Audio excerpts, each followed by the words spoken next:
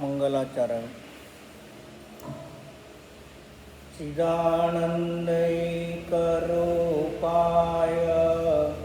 जिनाय परमात्मने परमात्मप्रकाशाय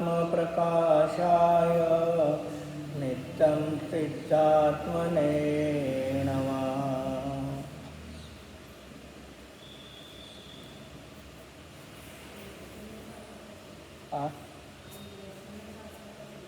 नरसिंह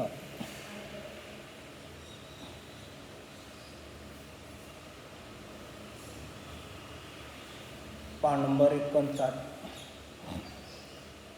गाथा नंबर 41, गाथा पाठ। जसु अंबतरी जगु वसई जग अंबुतरी जोजी जगि जीव संतुरी जगु जीर्ण विमुनि परमपसोजी।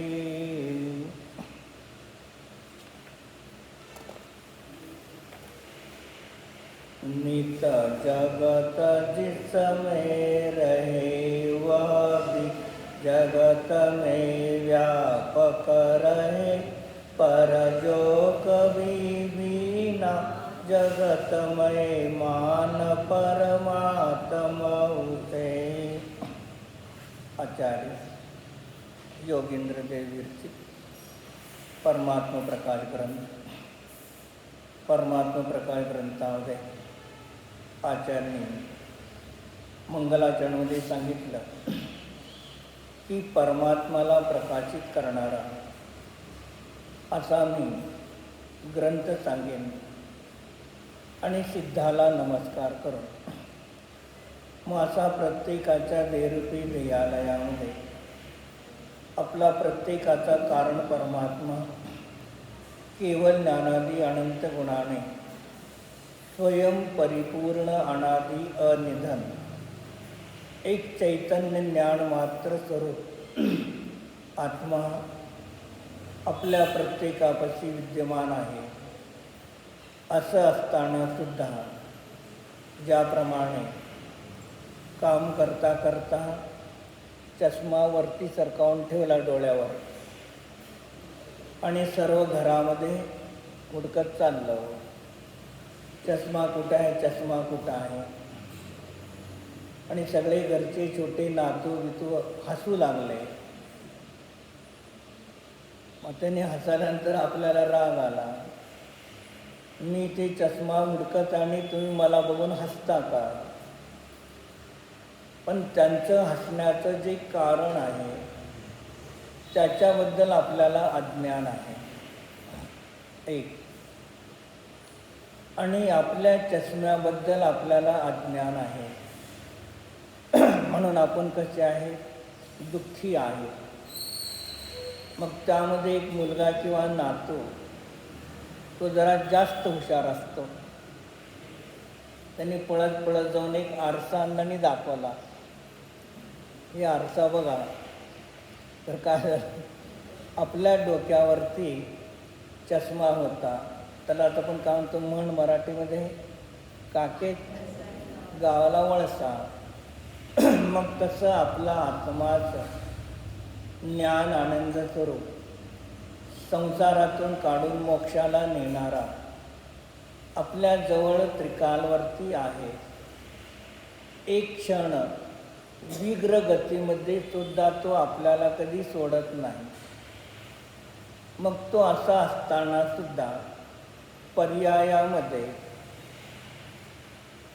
अशा आत्म्याची आराधना आपण केली नाही। आत्मा नाही असं नाही, पण त्याची आराधना केली नाही, म्हणून तो आत्मा सुलभ असून सुद्धा पर्यायामध्ये दुर्लभ झालेला आहे। म्हणून 3 नंबर गाथेत सांगितलं का, सांगितलं काम भोग बंधाच्या कथा सुलभ सांगितल्या, आणि एकच विभक्त आत्म्याची कथा दुर्लभ सांगितली. पण त्याचाच उलटा अर्थ करा. एकत्व विभक्त आत्म्याची कथा सुलभ आहे आणि कामभोग बंधाच्या कथा दुर्लभ आहेत. सुलभ का आहे? आपलाच आत्मा आपल्यापाशीच आहे म्हणून तो कसा आहे? सुलभ आहे. आणि पर वस्तू आपल्यापासून भिन्न आहे म्हणून ती दुर्लभ आहे.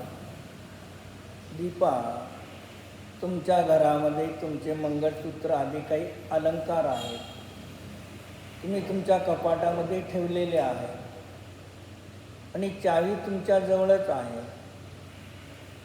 आणि एखाद्या कार्यक्रमाला आपणाला जायचं आहे, मग कोण पाहुणे किंवा मैत्रीण आलेली आहे, आपण सगळे वस्त्र आदी परिधान करून तयार आहोत. मग त्याने विचारलं, मंगळसूत्र आदी अलंकार नाहीत का? आपण काय म्हणणार? आहे. मग त्याने विचारलं, का घालत नाही? चावी मालकापाशी आहे का? नाही. मग कुणापाशी आहे? आता त्याला घालायला काय कोण अडवले का? बंदी केले का? तसं आपला कारण परमात्मा न्याय एकत्व सुलभ आपल्यापाशी आहे, पण त्याचं श्रद्धान आजपर्यंत आपण केलं नाही. पर्यायाचं श्रद्धान पुष्कळ केलं, परद्रव्याचं श्रद्धान पुष्कळ केलं, पण एकत्व विभक्त आत्म्याचं श्रद्धान केलं नाही. आणि जो एकत्व विभक्त आत्म्याचं श्रद्धान करतो त्याला सहस्रनामामध्ये नरसिंह म्हणतात. काय म्हणतात? नरसिंह. मग शब्द नरसिंह आहे, पण त्यामध्ये वाचक शब्द दोन आणि वाच्य वस्तू दोन वेगळे आहेत. नर शब्दाचा अर्थ मनुष्य, सिंह शब्दाचा अर्थ जंगलातला सिंह असे दाखवलं जातं. म्हणून ज्या नराने, ज्या पुरुषाने सिंहासारखं शूर कार्य केलं त्या मनुष्याला नरसिंह म्हणतात. सर्व प्राण्यामध्ये कार्यभागी कोणता प्राणी शूर आहे? सिंह. सर्व प्राण्यामध्ये शूर प्राणी सिंह नाही, हत्ती आहे. सिंह क्रूर आहे, शूर नाही. क्रूर का आहे आणि शूर का नाही?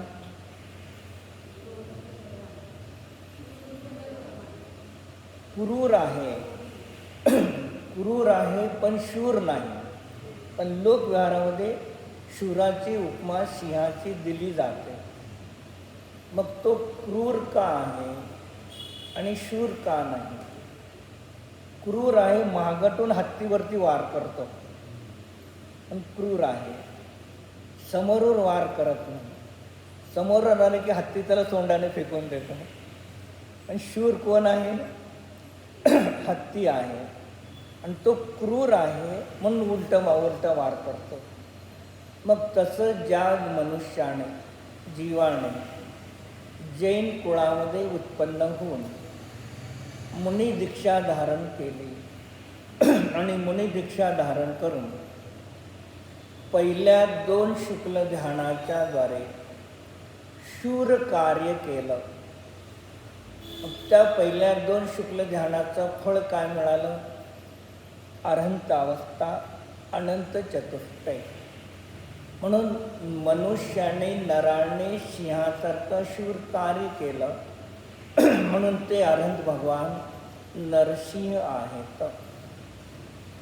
परत त्या जीवाने शेवटचे 2 शुक्ल ध्यान करून घाती आणि आघाती अशा 2 क्रूर शत्रूला नाश केला म्हणून सिद्ध अवस्थेला प्राप्त झाले किंवा अरहंत अवस्थेला प्राप्त झाले. त्यांना नरसिंह म्हणतात. मग एक जीव आपल्या पर्यायामध्ये ती अवस्था प्राप्त करू शकतो. मग आपण करू शकत नाही का? शेजारचा मुलगा डॉक्टर, इंजिनियर, वकील झाला, आपण काय म्हणतो, आमचा मुलगा होत नाही, होणार नाही, ला घरी बसवतो का? मग त्यांचा मुलगा डॉक्टर, इंजिनियर, वकील होता, तर आमचा पण मुलगा होऊ शकतो, भलेही त्याच्यामध्ये सामर्थ्य नाही, पण ती भावना आपण तयार करतो नाही. मग एखादा मुलगा डॉक्टर, इंजिनियर शिकून त्याची डॉक्टरकी, वकीलकी, इंजिनिअरी चालली नाही, तो घरी बसला, लॉस झाला, आपण बघा सोडून देतो का? त्याला शिकवतोच का नाही? मग तसं कोणी मुनी दीक्षा घेऊन नरकात गेला, निगोदात गेला, म्हणून आपण मुनी बनाचा सोडायचा आहे का? म्हणून तसंच इथे जे घाती आणि आघाती तत्वासूत्राच्या सूत्रामध्ये मंगलाचरणामध्ये कर्माला कशाची उपमा दिली? पर्वताची. माशा पर्वत, कर्मरूपी पर्वताचे भेदते, जे हे कर्मसुद्धा कसे आहे? एक अपेक्षेने पर्वतापेक्षा कठीण आहे. पर्वत तर बाहेरचा बॉम्ब आटोम लावून फोडून तुकडे होऊ शकतात, पण बहिरंगातल्या कोणत्याही कारणाने तुमच्या आत्म्यातले कर्म निघून जाऊ शकत नाही. मराठी येते का? निघून जाऊ शकत नाही. मग त्याला आपल्या स्वतःच्या शुद्ध आत्म्याच्या ध्यानाची बॉम्बच त्याला नष्ट करण्यासाठी कारण आहे. म्हणून हे कर्म जीवापती त्याच्या परिणामाच्या द्वारे येतात, पण आल्यानंतर ते सहजासहजी जात नाही. येतेच सहजासहजी. तुम्ही पुण्य पाप करणा, परिणाम करा, पाप परिणाम करा, ती कर्म येतात. तुम्ही पुण्य आणि पाप करत राहिला तर कर्म कधी जात नाही. म्हणजे बंद करण्यासाठी जेवढा पुरुषार्थ करावा लागतो त्याच्यापेक्षा 1000 पटीने पुरुषार्थ नष्ट करावा लागेल. त्याच्याशिवाय ते कर्म जात नाहीत. म्हणून असं कार्य केलं. म्हणून सहस्रनामामध्ये नरसिंह एक संज्ञा त्याला दिली. पण लोकांनी काय केलं? नर आणि सिंह मिळून एक तिथे देव त्यांनी तयार केला. मग ते हिरण्यकशिपूची कथा मग तरी वर दिलं, कुठे नारायण आहे, कुठे तुझा नारायण? कारण म्हणून मुलगा म्हणतो, मुलाचं नाव काय आहे? भक्त प्रल्हाद. वडिलाचं नाव हिरण्यकशिपू. मग त्यांनी काय सांगितलं? आपल्या राज्यामध्ये कोणीही देवाचं नाव घ्यायचं, आणि जे देवाचं नाव घेईल त्याला फाशीची शिक्षा. मग सगळेजण फाशीच्या शिक्षेमुळे कोणी देवाचं नाव घ्यायला तयार नाही. मग कालांतराने त्याच्यात कोटीपुत्र उत्पन्न झाला, आणि तो नारायण नारायण म्हणतो. मग आई त्याला म्हणते नारायण म्हणायचं नाही. आपल्या धर्मामध्ये राज्यामध्ये वडिलांनी सांगितलं आहे. वडील आला की त्याला कुठं तर दुसरीकडे लपून ठेवतात. परत बाहेर खेळायला जातो, तिथे नारायण नारायण म्हणतो. ते सगळे बाकीचे मित्र म्हणतात आम्हाला बंदी आहे, म्हणजे देवाचं नाव नेला तर बंदी. मुलगा म्हणतो राजाचा मुलगा म्हणतो. मग आता काय करायचं? मुलांनी सांगितलं आपल्या वडिलांना, राजाचा मुलगा देवाचं नाव घेतो आणि आपल्याला बंदी आहे. मंत्रीने काय सांगितलं? राजापाशी तक्रार केली, तुमचा मुलगा देवाचं नाव घेतो ना, आम्हाला बंदी. कोण म्हणते? म्हटले बघू. पत्नीला विचार तर पत्नी का ते नाव घेत नाही देवाचं. ठीक आहे. मग काही तर वारंवार सांगतात लोक, तर मग एक दिवस लपून बघतो. काय केलं त्याला? तो देवाचं नाव घेताना त्याला दृष्टिगोचर झाला. समजावून सांगितलं, ऐकत नाही. मग का सांगितलं, पहिल्यांदा पहाडावरती नेऊन खाली टाकून द्या. परत सुखरूप घरी आला, उकळत्या तेळामध्ये तिथे सुखरूप राहिला. तर प्रयत्न करून सुद्धा कुठे काही बालक मरत नाही. मग काय विचारतो तो, तुझा नारायण नारायण म्हणते कुठे आहे? तो कारण तो जळी स्थळी काशाणी पाष्टी पाषाणी सर्व ठिकाणी आहे. का तो या तुझ्या खांबात समोरला खांब आहे त्याच्यात आहे का? आहे म्हणतो. मग तो काय करतो, पायाने लात मारतो आणि तिथून काय होतं, तो नरसिंह उत्पन्न होतो. मग त्यांनी काय केलं, त्याला मारलं. तर आपलाच आत्मा हिरण्यकशिपू आहे, पाप परिणाम करणारा, देवाचं नाव न घेऊ देणारा, आणि आपल्याच पोटी शुद्ध आत्मानुभूती सम्यक दर्शन रूपी मुलगा पैदा होतो. मग त्यांनी जसं त्याला 10 याने विदारण केलं, तसं दश धर्माच्या द्वारे या कर्माचा नाश करून मोक्ष होतो. मग असा आपलाच आत्मा आपल्याच रागादी भावाला विदारण करून नष्ट करून शुद्ध भावरूपाने परिणमन करतो. म्हणून ती हे सगळ्या कथा अध्यात्माकडून आपल्या आत्म्यावर लावायचे. मग खांबाच्या ठिकाणी आपलं शरीर आणि तिथे लात मारली म्हणजे एक शुद्ध आत्मानुभूती घेतली, तर आतमध्ये नारायण आपला नरसिंह आत्मा प्रगट झाला आणि त्या हिरण्यकशिपूरूपी राक्षसाला मारला. मग स्वतःच्या शुद्ध आत्म्याचा अनुभव करतो, तेव्हा तिथे काय झालं आहे, हिरण्यकशिपूरूपी राक्षस आपल्याच परिणामाचा तिथे मेलेला आहे, अन्य दुसरा कोणीही नाही. त्याला टीका म्हणतात 7 नंबर पानावरती. आगे जिस परमात्मा के केवल ज्ञान प्रकाश में जगत रह रहा है और जगत के मध्य में वह रह रहा है, तो भी वह जगत रूप नहीं है, ऐसा कहते हैं. जो परमात्मा त्या केवल ज्ञानाच्या प्रकाशामध्ये संपूर्ण जग राहत आहे आणि जगाच्या मध्यभागामध्ये तो राहतो, तरी सुद्धा तो जगरूप होत नाही. सत्ता किती प्रकारची आहे? सत्ता मुख्य 2 प्रकार. कोणची? अवांतर सत्ता आणि महासत्ता. महासत्ता कोणाला म्हटलं? एक सामान्य रूपाने 6 द्रव्याला महासत्ता म्हटलं. आणि अवांतर सत्ता 6 द्रव्यातून कोणत्याही एका द्रव्याला बाजूला काढा, त्याला अवांतर सत्ता म्हणतात.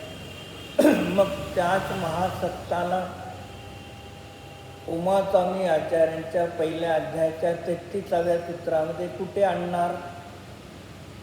महासत्ता आणि अवांतर सत्ता. संग्रहने महासत्ता झाली, व्यवहाराने अवांतर सत्ता झाली. आपण सर्वजण मनुष्य आहोत, महासत्ता. स्त्री आहेत, पुरुष आहेत, वेगळे केले, अवांतर सत्ता. 3 लोक महासत्ता, अधोलोक, मध्यलोक, ऊर्ध्वलोकामध्ये एकाला तर अवांतर सत्ता. अधोलोक महासत्ता, त्यातला एक नरक अवांतर सत्ता. एक नरक महासत्ता, तर त्यातले बिळातले बिळ अवांतर सत्ता. मग अशा प्रकारे तुम्ही अवांतर सत्ता, महासत्ता, महासत्तेचं नाव दुसरं काय आहे? महासत्ता किंवा संग्रह नाही, त्याचं दुसरं नाव काय आहे? शुद्ध संग्रह नय. अवांतर सत्ता अशुद्ध संग्रह नाही, भेद झाला. भेद नाही केला म्हणून शुद्ध संग्रह नाही. मग तिथे शुद्ध संग्रह नाही, महासत्ता. मग महासत्ता नावाची वस्तू जगामध्ये आहे का नाही? महासत्ता नावाची वस्तू जगामध्ये आहे का नाही? तिथे आपले ट्रस्टीचे बोर्ड आहेत का नाही, नावं हे सगळे ट्रस्टी म्हणून का म्हणत आहे ना, ट्रस्टी 11 जे का असतील 11-15 ते काय महासत्ता आहेत का अवांतर सत्ता आहे? महासत्ता. एक एक ट्रस्टी सगळे राजीनामा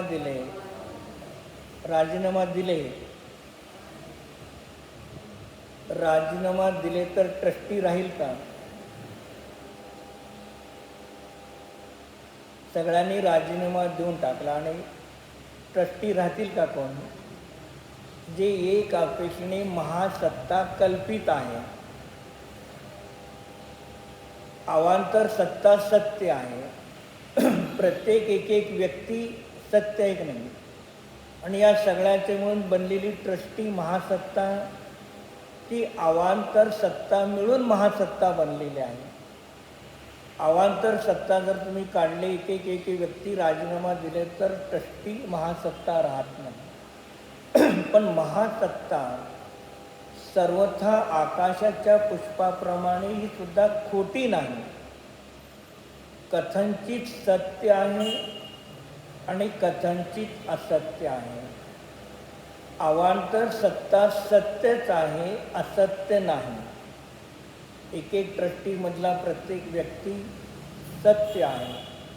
मग तसं इथे या गाथेत सांगितलं, केवळ ज्ञानाच्या प्रकाशामध्ये सर्व जगत राहतात आणि जगाच्या मध्ये केवळ ज्ञानी राहतात. महासत्तेमध्ये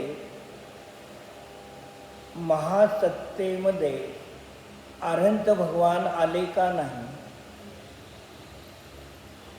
आले.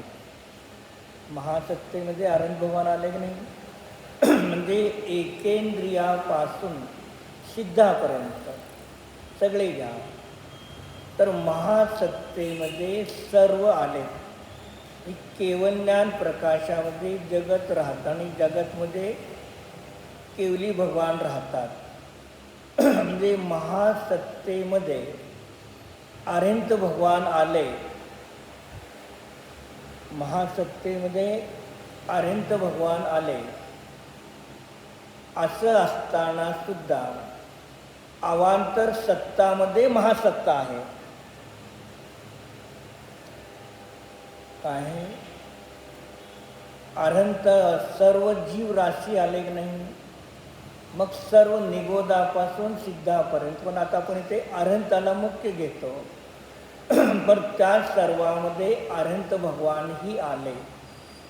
जे महासत्तेमध्ये मती ज्ञानापासून सूक्ष्म लब्ध अपर्याप्त निगोदी जीवाचं अल्पज्ञान आणि केवली भगवंताचं केवल ज्ञान, हे सर्व जीव महासत्तेमध्ये आले.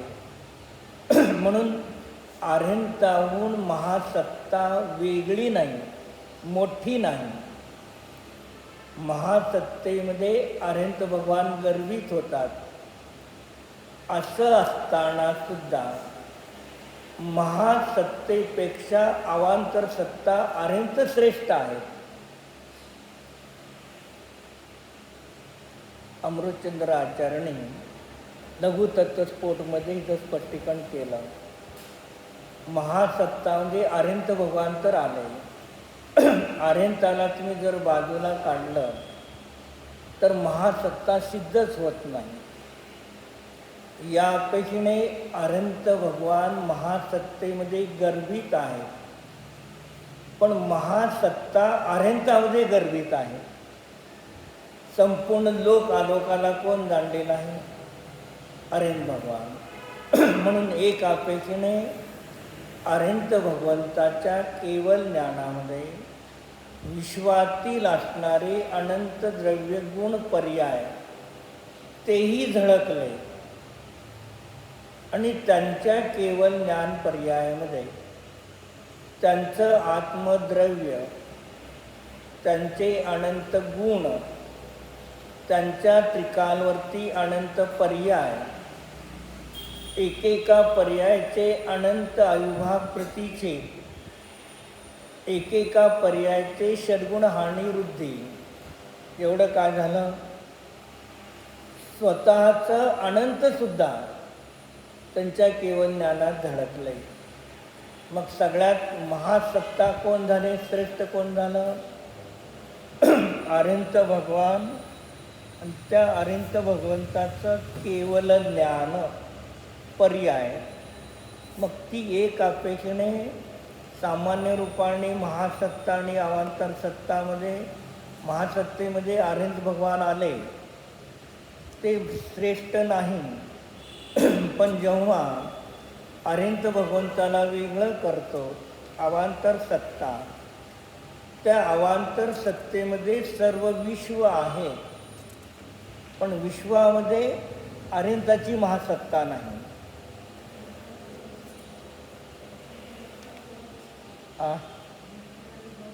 नाही. जसं आपण आपल्या घरामध्ये राहतो, आपलं सर्व कुटुंब आहे. मग आपलं सर्व कुटुंब ही महासत्ता आहे का अवांतर सत्ता आहे? महासत्ता. जे काय मुलं जी का असते ती महासत्ता. त्यामधून आपण एक अवांतर सत्ता. मग महासत्तेमध्ये आपण व्यापून आहोत. पण जेव्हा अवांतर सत्ताने आपण आपल्याला वेगळं करतो, तेव्हा आपण महासत्तेमध्ये आहोत का? कुटुंबातल्या सर्व लोकाला आपण जाणतो. मग त्या अवांतर सत्तेमध्ये महासत्ता गर्भित आहे. पण श्रेष्ठ कोण आहे? महासत्ता. कोणाची? आपली. मग आपल्या स्वतःच्या ज्ञानाच्या पर्यायाला सुद्धा काय आहे? श्रेष्ठ आहे. म्हणून या पद्धतीने पहा की आपला आत्मा सुद्धा एकापेक्षेने महासत्ता पण आहे, अवांतर सत्ता आहे. आपलं द्रव्य महासत्ता झाली. द्रव्य काय झालं? महासत्ता. एक एक गुण अवांतर सत्ता. दर्शन, श्रद्धा, ज्ञान, चारित्र. एक गुण महासत्ता, त्याची एक मती श्रुत ज्ञान पर्याय अवांतर सत्ता. भेद झाले ना मती श्रुतावधी. मग एक ज्ञान पर्याय महासत्ता, त्याच्यामध्ये अविभाग प्रतिच्छेदाचा समूह अवांतर सत्ता. एक अविभाग प्रतिच्छेद महासत्ता, त्याच्यात शक्तीचे अंश अवांतर सत्ता. मग अशा प्रकारे तुम्हाला काय करायचं आहे? महासत्ता, अवांतर सत्ता सर्व द्रव्यामध्ये घेऊन आपल्या स्वतःच्या आत्म्यामध्ये सुद्धा त्याप्रमाणे काय करायचं आहे? मग कारण परमात्मा जो द्रव्य आहे तो महासत्ता आहे, आणि पर्याय जी आहे ती अवांतर सत्ता आहे. भेदरूपा एक पर्याय. मग ती पर्याय ज्याला संपूर्ण द्रव्याला जाणते, काय करते?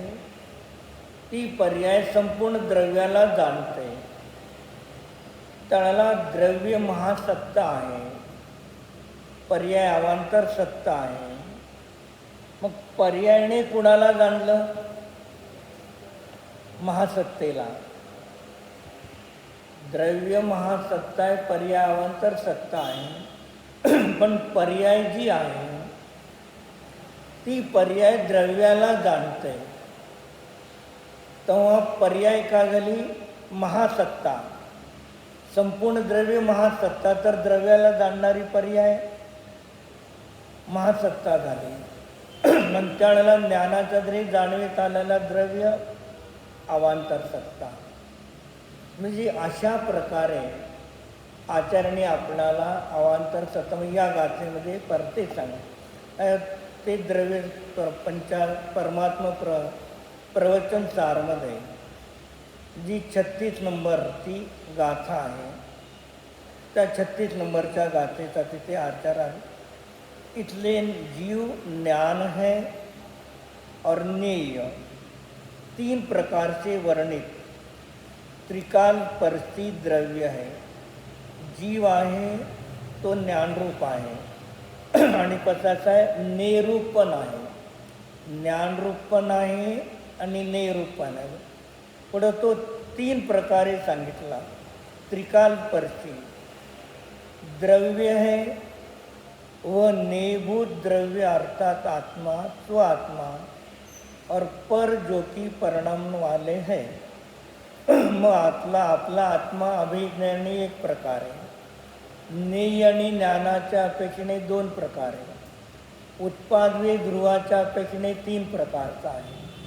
मग त्याची टीका करताना गाथेमध्ये जो तिहा समखादम तच्च द्रव्यम कालत्रय पर्याय परिणत रूपेण द्रव्याची व्याख्या केली. तच्च म्हणजे ते जे द्रव्य आहे कसं आहे, कालत्रय पर्याय परिणत रूपेण त्रिकालवर्ती पर्यायाने परिणत द्रव्य आहे. कोणचा नाही आला कालेभावी,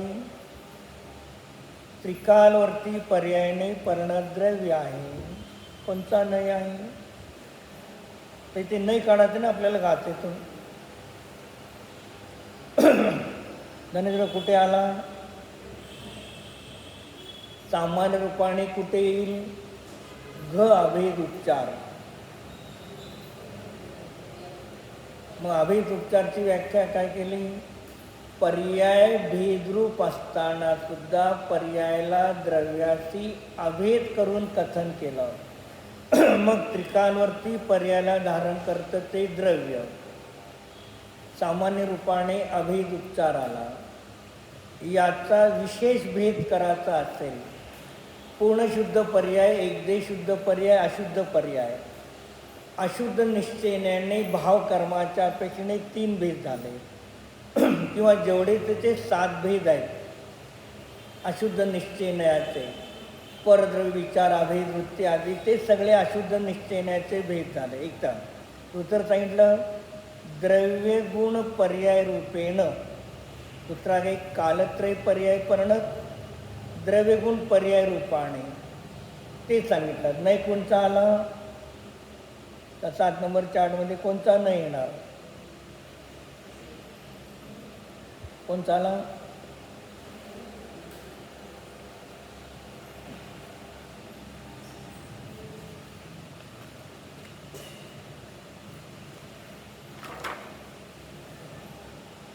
र आला, र कॉलम. य कॉलम. य मध्ये काय घेतलं, गुण पर्याय अथवा द्रव्य पर्याय. हा भेद केला की नाही, द्रव्यगुण पर्याय रूपेण. जे द्रव्य गुण पर्याय अथवा द्रव्य पर्याय अथवा ध्रुव पर्याय अशुद्ध द्रव्यार्थिक नाही आहे. कुठल्या झाला, अभेद उपचार. मूळवरती पहा, नय ज्ञान मुख्य नय. नयाचे क आणि ख 2 भेद झाले, ख चे 2 भेद झाले, क आणि घ, ग आणि घ, घ चे 2 भेद झाले, ज आणि झ. आणि त्या ज मधले एवढे भेद आहेत, त्याच्यामधले अशुद्ध निश्चय नयामधला य कॉलम आला.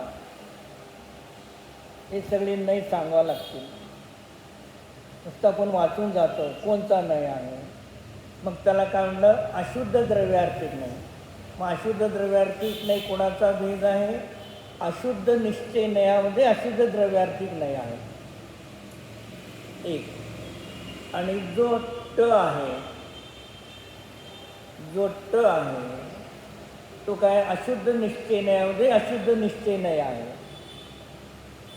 रागादी परिणाम जीवाचे अशुद्ध पर्याय की नाही, जे अशुद्ध निश्चय नयामध्ये पूर्ण शुद्ध नाही आहे, अशुद्ध निश्चय न्यायामध्ये एकदम शुद्ध नाही आहे, अशुद्ध निश्चय न्यायामध्ये अशुद्ध निश्चय नाही आहे, अशुद्ध निश्चय न्यायामध्ये अशुद्ध द्रव्यार्थिक नाही आहे, अशुद्ध निश्चय न्यायामध्ये अशुद्ध द्रव्यार्थिक नाही अशुद्ध. एवढे नाही सांगणार कोण?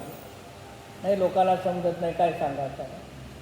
तुम्ही सांगता तर लोकाला समजेल ना.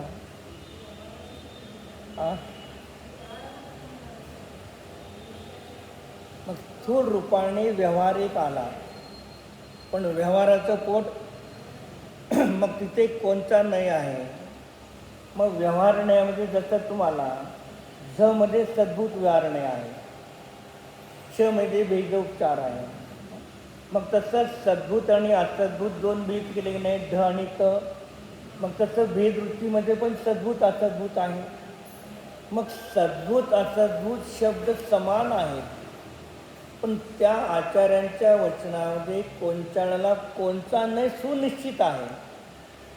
मग आचार्याचे एक नाही चालल्याने आपण दुसरा नाही समजलं तर आचार्याचे नाही सम्यक आहेत, पण आपले नाही मिथ्या आहेत. मग कर्माचा बंध आचार्याला का जिनवाणीला होणार, का ऐकणारा होणार, का सांगणाऱ्याला होणार? म्हणून नाही ज्ञान असणं आवश्यक आहे. परत तिसरी व्याख्या केली, तथैव उत्पाद वेय द्रव्य रूपेण च. एक कालत्रय पर्याय, गुण पर्याय आणि उत्पाद वेय ध्रुव, हे 3 प्रकारे द्रव्याचे लक्षण केले.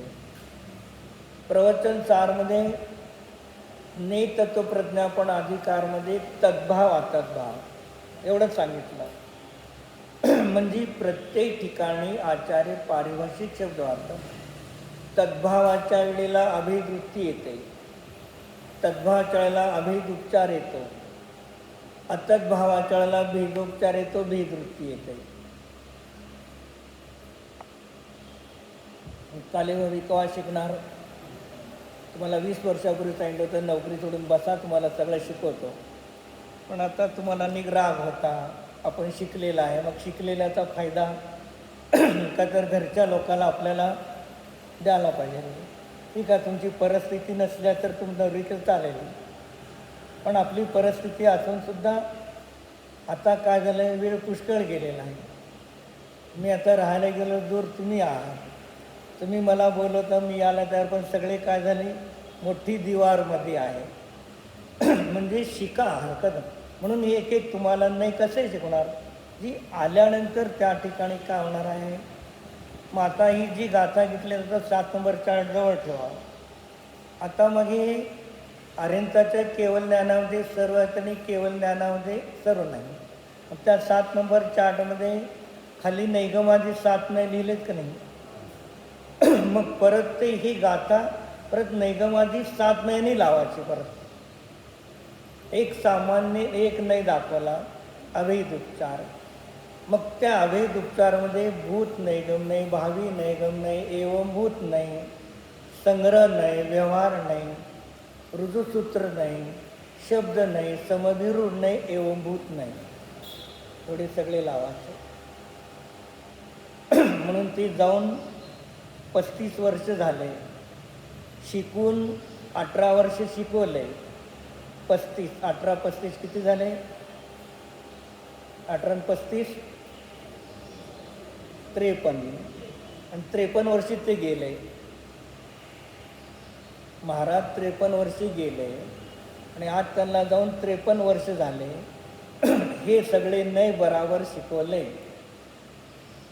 म्हणून नाही सांगचाल तर जिनवाणी जिवंत राहील. शब्द सांगणारे तर पुष्कळ लोक तुम्हाला भेटतील.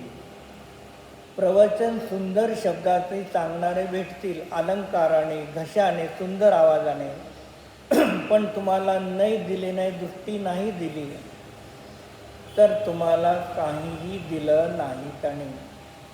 म्हणून मग याप्रमाणे त्यांनी काय सांगितलं, परमात्मा केवल ज्ञान प्रकाशामध्ये जग राहतं.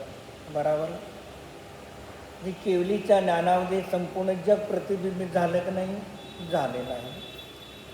और जगत के मध्य में वह रहता है.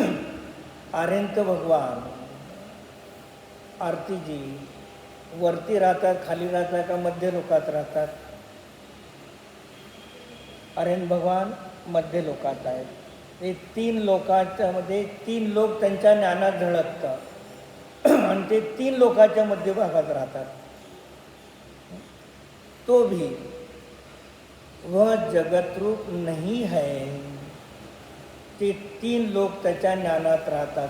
तो 3 लोकांमध्ये राहत असताना सुद्धा तो त्या 3 लोक रागरूप नाही. म्हणजे महासत्तामध्ये अवांतर सत्ता असताना अवांतर सत्ता महासत्तेमध्ये नाही. अवांतर सत्ता स्वतंत्र वेगळी आहे. तुमच्या सुनबा आहेत का गेले चंकेश्वर? सुट्टीला आहेत का? एक उदाहरण आहे का? सून आहेत, नातू आहेत, मुलगी आली, त्याचे मुलं नातू आहेत, सगळेजण मिळून महासत्ता आहे की नाही? मग त्यामध्ये तुम्ही पण आला का नाही? आहात. पण तुम्ही त्यांच्यामध्ये आहात का? याचा अर्थ काय झाला? महासत्तेमध्ये आपण आलो आणि आपण अवांतरणी स्वतंत्र आहोत, आपण त्यांच्यामध्ये नाही. हे किती कठीण आहे का स्वपराचं भेद विज्ञान करणं? नाही, लई कठीण आहे. आचार्य सोप्या सरळ भाषेत सांगतात. दुसऱ्या रूपाने पहा, आपण सर्वजण येताना आरशासमोर चेहरा पाहून आलो. बरोबर, आपलं प्रतिबिंब आरशात पडलं नाही, पण आपण आरशात प्रतिबिंब पडलं की नाही आरशात? आपण आरशामध्ये आहोत का नाही? व्यवहार नाही. आपण बिंब बहार आहे. प्रतिबिंब दर्पणामध्ये पडलं. मग कोणाचं दर्पणाचं प्रतिबिंब? व्यवहारण्याने आपलं आहे. जे बिंब प्रतिबिंब दर्पणामध्ये आहे, पण दर्पण प्रतिबिंबामध्ये नाही. हेच गाथा सांगतात आचार्य. जे तुम्हाला तुमच्या ठिकाणी तुम्ही काय आहात? 3 लोक तुमच्या ज्ञानात झळकतात. तुम्ही 3 लोकांमध्ये राहता, पण तुम्ही 3 लोकांमध्ये नाही. तुम्ही स्वतंत्र आपल्या द्रव्यगुण पर्यायामध्ये आपल्यामध्येच आहात, परद्रव्यामध्ये नाही. मग एक द्रव्य, उन्हाळ्यामध्ये शरबत पितो आपण, मग सर्व महासत्ता एका ठिकाणी आहे. पण साखर लिंबूमध्ये आहे का? लिंबू साखरेमध्ये महासत्ता असताना सुद्धा अवांतर सत्ता महासत्तेमध्ये.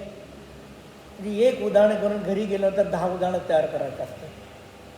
एक उदाहरण ऐकून बसायचं नाही. एक उदाहरण ऐका आणि आपला काय करा, अनेक उदाहरणं तयार करा, शिका.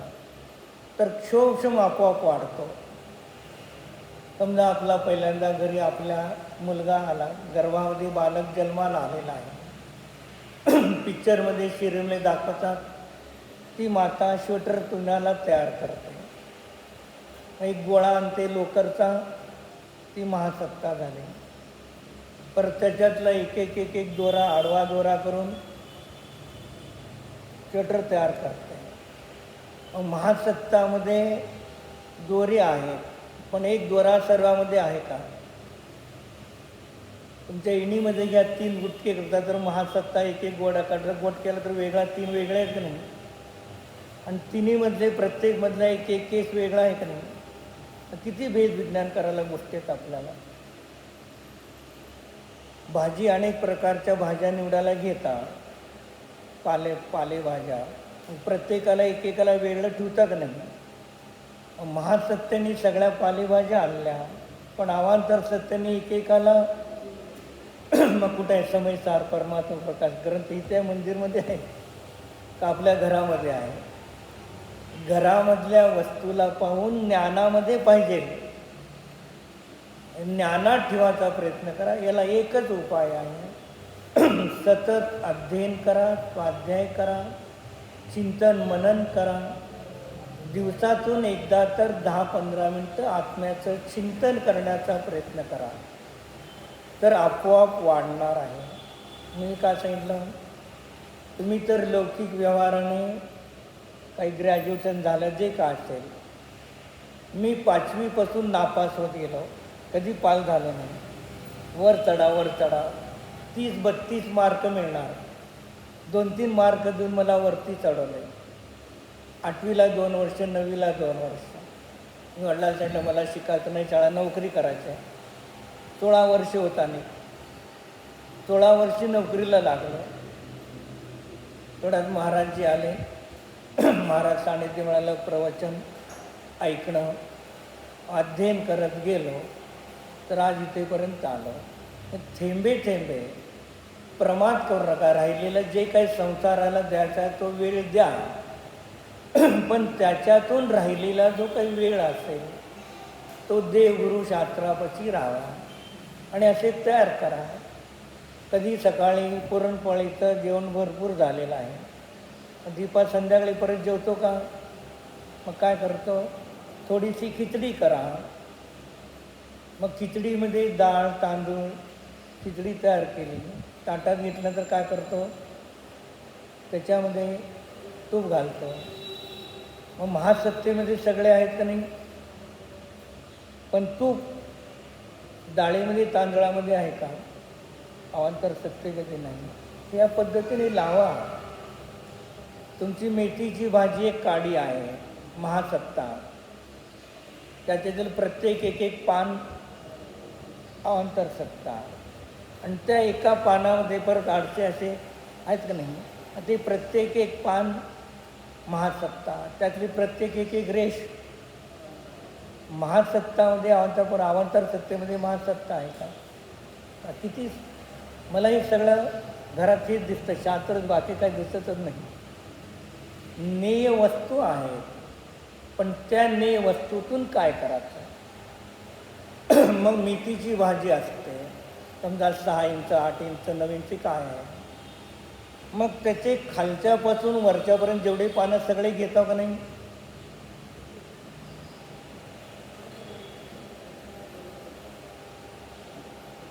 वरचेच काही घ्यायचे असते ठराविक. मग महासत्तामध्ये आहे पण सगळे ठराविकच घेतले, बाकीचे तोंडले. समजा एखादी चांगली आहे तर संपूर्ण तुम्ही पानं काढले. आता ती काडी आहे, त्या महासत्तेच्या आधारावरती अवांतर सत्ता होते म्हणून. आता एक पानं काढून घेतलं तर त्या काडीला काही किंमत. ही स्वयंपाकघरामध्ये असणाऱ्या तुमच्या प्रत्येक वस्तूमध्ये तुम्ही एक उदाहरणं तयार करत जावा, तर काय होऊन जाईल? आपलं शरीर महासत्ता आहे, एक इंद्रिया अवांतर सत्ता आहे. डोळा महासत्ता आहे, डोळ्यामध्ये अवांतर सत्ता काय येणार? बुबुळ एक, त्यानंतर आतला काळा एक भाग, पांढरा बुबुळ, आतला काळा, आणि त्याच्यामध्ये मसुरीच्या डाळी एवढा डोळा. महासत्ता अवांतर सत्ता. डोळा महासत्ता झाला, बाहुली फिरते, अवांतर सत्ता. महासत्तेमध्ये अवांतर सत्ता, पण अवांतर सत्ता महासत्तेमध्ये नाही. मला तर फार नुसता जिनवाणीच्या अध्ययनाने एवढा आनंद आहे. आपण परोक्ष ऐकतो, वाचतो, तर हे जर आपल्यापाशी ज्ञान असेल आणि तशी आत्म्याची अनुभूती असेल तर ती अनेक वेगळीच आहे, जी शब्द ज्ञानामध्ये एवढा आनंद येतो. आपल्याला पण असं असावं, पण चांगलं वाटतं तेव्हा ती गोष्ट आपल्यापाशी असावी वाटते. जी चांगलं नसतं ती गोष्ट आपल्याला असावी वाटत. किती लोकाला वाटतं आपल्याला सोनं नको, सर्वाला वाटतं. ती मिळेल न मिळेल गोष्ट नंतरची. किती लोकाला आपल्या घरामध्ये कोळशाचे पोते भरून ठेवा वाटतात, कुणाला नको.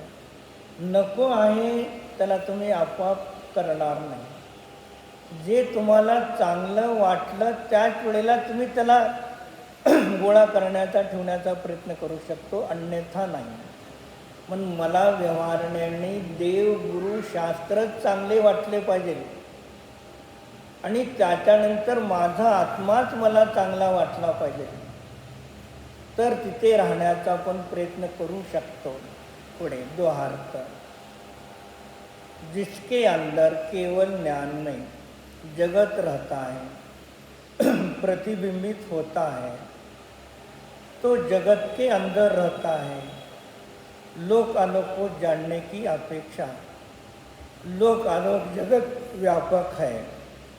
जगत में रहते हुए भी जो जगत रूप नहीं होता है, उसी को तुम परमात्मा जानो.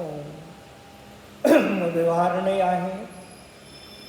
व्यवहारण्याच्या ठिकाणी निश्चय नाही पण आहे.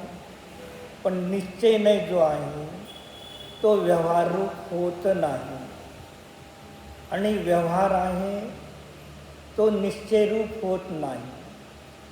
शरीराला डावा आणि उजवा दोन्ही हात आहेत, पण डावा हात कधी उजवा हात होत नाही. उजवा हात कधी डावा हात होत नाही. आपल्या डाव्या हाताला उजव्या हाताला 5-5 बोटे आहेत. मग हातामध्ये 5 बोटे आहेत, हात बोटामध्ये नाही, पण बोट हातामध्ये आहे. मग 5 बोट आहेत महासत्ता. एक एक बोट झाला अवांतर सत्ता, एक बोट झाला महासत्ता, 3 तुकडे झाले अवांतर सत्ता. ते तुम्हाला कुठे कुठे मिळते जिनवाणी म्हणून सांगतात का आचार्य, विश्वातील प्रत्येक वस्तू तुम्हाला गुरु होण्यासाठी निमित्त कारण आहे. पण तुम्ही स्वतः शिष्य झाला तर, तुम्ही शिष्य नाही झाला तर कोणती वस्तू तुम्हाला गुरु होण्यासाठी कारण पडणार नाही. कधी आपण घरामध्ये थोड्या कारणाने चिडलेला असतो. ते छोटा मुलगा काय म्हणतो, एवढ्या गोष्टीला तुम्हाला राग आणण्याचं काय कारण, ए गा बस. तर त्याने आपल्याला काय सांगितलं, सत्य का असत्य. मग तो आता आपल्याला गुरु तयार झाला तर नाही मला, तुला काय समजतं शेंबड्या का बस, एक मुचकाडीत देतो तुला. काय केलं आपण, जिथे गुरु व्हायला पाहिजे होता तो आपल्याला, आपण त्याचे गुरु होऊ लागलो तर त्याच्याकडून कधीही ग्रहण करणार नाही. म्हणून लोकव्यवहारामध्ये म्हण आहे, सत्य जर असेल ते छोट्या 5 वर्षाचा बालक जरी सांगित असेल तर सत्याला स्वीकार करा. आणि 80 वर्षाचा म्हातारा वृद्ध बोलत असेल तर त्याला स्वीकारू नका. मग 80 वर्षाच्या म्हाताऱ्यापेक्षा अज्ञानी मिथ्यादृष्टी साधू सांगत असेल तर स्वीकार करू नका. आणि अवृत्ती 4थ्या गुणोत्तर किंवा मिथ्यादृष्टी असेल बराबर जिनवाणी सांगितलं तर स्वीकार करा. व्यक्ती कधी श्रेष्ठ नाही. तुम्ही जिनधर्मामध्ये व्यक्तीकडे गेला तुम्ही संपला. जिनधर्म कधीही व्यक्तिप्रधान नाही.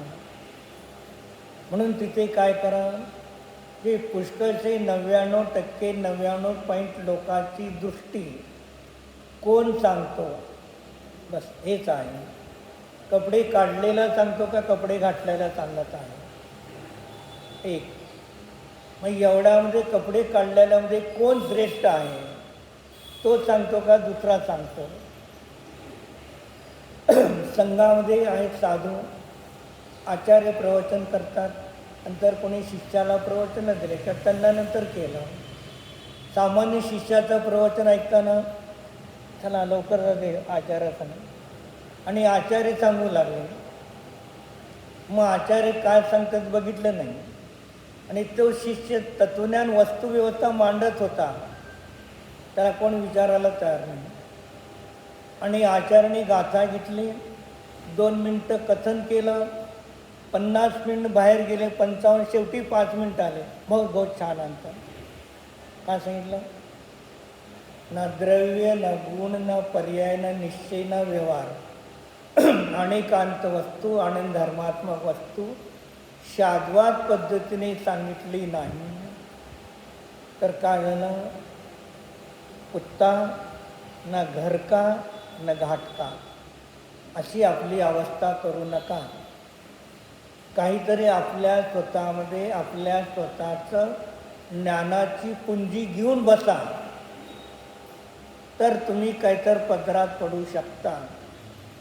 आणि व्यक्तीचा पक्ष घेतला की तुम्हाला परत पुढे जैन धर्म मिळणार नाही. समंत्रभद्र आचार्याने तिथे विचारलं, तुम्ही भगवान महावीराबद्दल राग करता आणि कपिलाबद्दलचा द्वेष करता. मग समंत्रभद्र आचार्याने सांगितलं, मला महावीराबद्दल राग नाही आणि कपिलादीबद्दल द्वेष नाही. माझ्यावरची जर रागद्वेष असला असता तर मी सम्यक वस्तू मांडू शकलो नसतो. मग तिथे काय सांगितलं, मला महावीर राग नाही, कपिलाबद्दल द्वेष नाही. मी वस्तूची सिद्धी करत असताना काय सांगतात, मी वस्तूची सिद्धी करत असताना महावीराने सांगितलं ते सिद्ध झालं. आणि मी वस्तूची सिद्धी करत असताना कपिलादिकाने अनेकांत आनंद धर्मात्मक वस्तू शाद्वात पद्धतीने कथन केलं नाही, म्हणून त्यांचं खंडन स्वयं झालं आणि महावीराचं मंडन स्वयं झालेलं आहे. मला महावीराशी देणं घेणं नाही, गौतम बुद्धाशी देणं घेणं नाही, मला वस्तूच्या तत्वाशी देणं घेणं आहे. तसं आपल्या जीवनामध्ये वस्तुतत्व कोण मांडत असेल तर त्याला स्वीकार करा, त्याचे ऐका, स्वतः जिनवाणी वाचा आणि ऐकून वाचून आपल्या स्वतःच्या ज्ञानाने मनाने स्वीकार करा. तर आपण जीवनामध्ये केवळ ज्ञानून मोक्ष होत तर आपण कधीही डगमगणार नाही. आणि हेच आपलं क्षौक्षमिक सम्यक दर्शन उद्या भविष्य काळात क्षायिक सम्यक दर्शनाला कारण होणार आहे. आणि आपली श्रद्धा जरी ते बिघडली, डावाडोल झाली, तर आहे ते क्षौक्षम सम्यक दर्शन तुटून मिथ्यात्वात जातात. आणि मिथ्यात्वात गेला, आयु बंद पडला, तर परत अनंत पंचपरावर्तन गेले तरी जैन कुळ मिळणं तुम्हाला कठीण आहे. आणि जैन कुळ मिळाला तरी खरे देवगुरुशास्त्र मिळणं कठीण आहे. एखाद्या कुठल्या तर छोट्याच्या खेडेगावामध्ये जाऊन जन्मला, तिथे न महाराज येतात ना जातात कोणी, ना शास्त्र वाचायला मिळतं. आणि जे त्या गावामध्ये चाललेल्या देवीच्या देवाच्या प्रती असतात, जे वर्षाचे उत्सव, तिथेच लीन राहतो. आणि मिथ्यात्वाची पुष्टी करून अनंत संसार आपण वाढवतो. म्हणून देवगुरुशास्त्राने सांगितलेले वचन, आपण ग्रहण केलेलं ज्ञान, आपली अनेकांत शाद्वात धर्मात्मक कथन पद्धती ठेवा. कुणाला वाटलं ग्रहण करतील, नाही ग्रहण करतील, पण मला माझ्यासाठी सांगायचं आहे, दुसऱ्यासाठी सांगायचं नाही. या भावनेने देवगुरुशास्त्राच्या सानिध्यातून निर्णय करून या भावातून निघून जावा. ओम.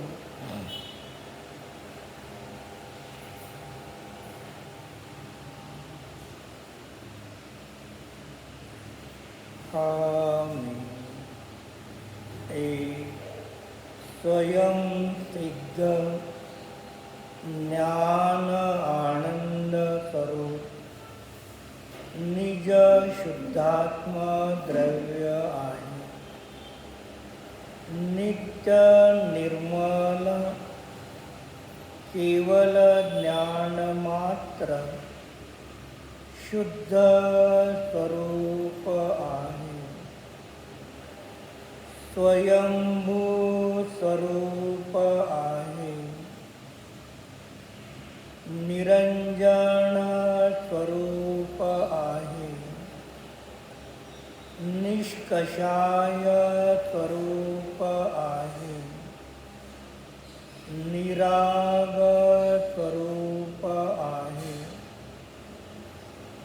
यथाख्यात चारित्र संपन्न स्वरूप आहे.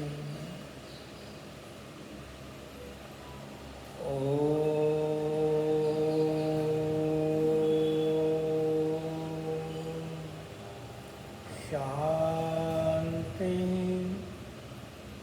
शांती शांती.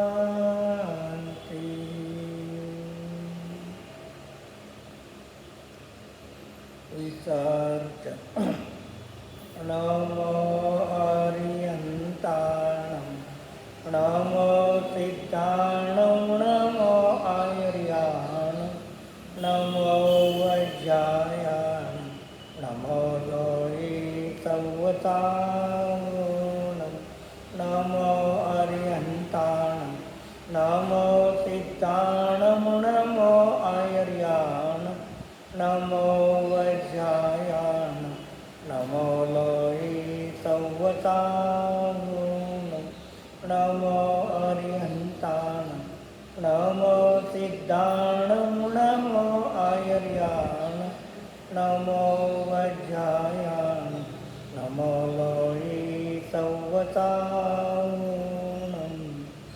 ओम विसर्जन.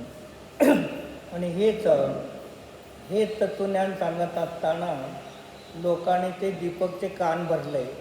पंडित जे खोटं सांगतं त्याला काढून टाका. माझं काय नुकसान झालं नाही, पण मी हेच ग्रंथ आणि 10 वेळा घरी वाचले 7-8 वर्ष. पण तुमचं नुकसान झालं हे ठरवा.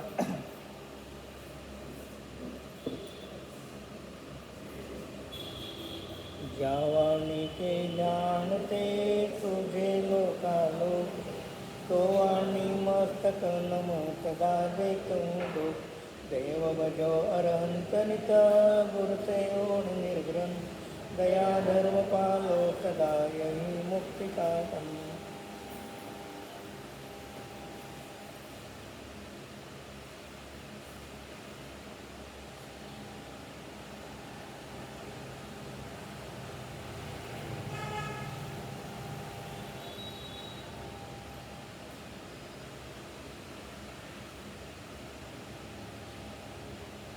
सिद्धांत शास्त्र की जय, दिनवाणी माता की जय, 2400 भगवान की जय, अनंत अनंत सिद्ध परमेष्ठी भगवान की जय, आचार्य श्री योगेंद्र देव श्री परमात्मा प्रकाश ग्रंथ की जय, आचार्य श्री शांति सागर महाराज परम पूज्य मुनि श्री वीर सागर महाराज की जय, 309 करोड़ मुनिराज की जय, आदिनाथ भगवान की जय, सिद्धात्म तत्व की जय.